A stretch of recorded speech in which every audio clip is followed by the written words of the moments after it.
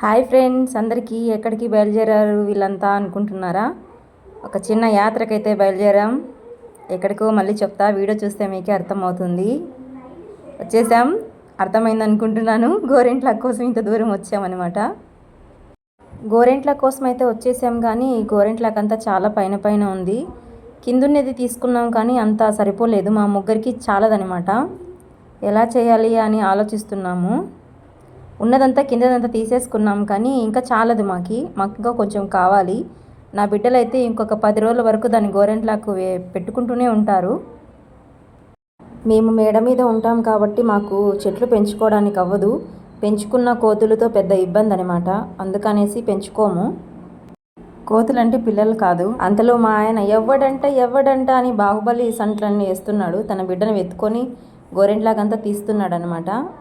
మొత్తానికైతే పైన అంతా ఆకంతా తీసేస్తున్నాడు. చూడండి బిడ్డను ఎంత ముద్దుగా ఎత్తుకున్నాడు.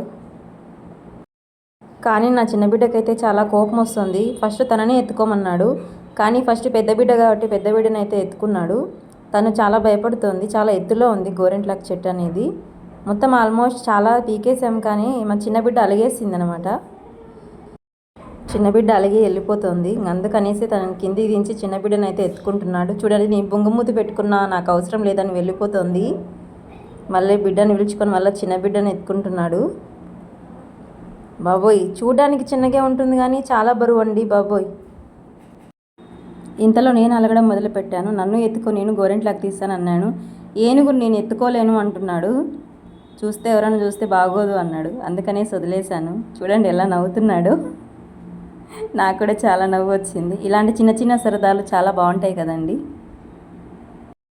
మా ఈ చిన్న కుటుంబం మీకు ఎలా అనిపించిందో కామెంట్ చేయండి.